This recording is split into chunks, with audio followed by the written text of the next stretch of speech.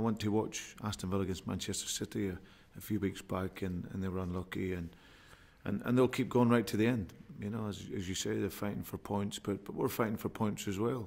You know, we've got everything to play for in terms of you know, this is a club that you never ever have an easy game, and every time you play, you're representing a great support and fan base. So for us, there's everything to play for as well. We know it's going to be tough, and they will keep going right to the very end. Coming off the back of two good results, you know, home and away, and so we understand the difficulty that they'll give us. Have you been surprised by Aston Villa this season in their position? And what have you made of Paul Lambert, really? No, Paul Lambert's an outstanding manager. He was going into a very tough job. You know, you think over the last few years, Aston Villa it's been tough. So Paul was going into an incredibly difficult job that it was going to take a bit of time for him to put his stamp on it. Unfortunately, when you're a manager and when you're working with teams, there's no debuts in teams. You know, you're thrown in and you got to get on with it straight away. But I've always said that over time, he'll turn the club and turn the team into as I said, a real side that can be challenging and a really competitive team. And as I said, he's an outstanding manager that will do very well there. Just with your players back, have you had a chance to speak to Luis Suarez, and what did you make of the comments that were interpreted while he was away with Uruguay? I haven't spoke to Lou yet. He was obviously back yesterday and later on in the afternoon, and we just run the medical team over him.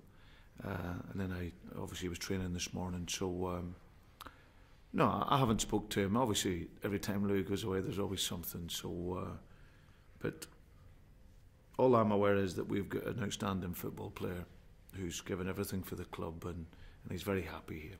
Is it a concern when players are away that these sort of comments get attributed to them? I always say to players, I've got a very, very simple rule, that when you're with Liverpool, just talk about Liverpool.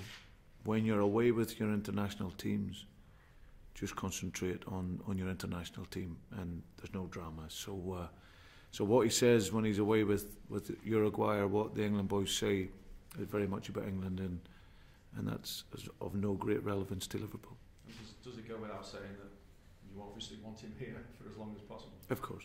He's not going anywhere? No. Brendan, you obviously are planning ahead for next season. How much interest is there in Christian Eriksen from Ajax, which certainly seems to have been indicated by the media? By the Dutch club today. Oh, is it right? By Mr. Overmars himself. So.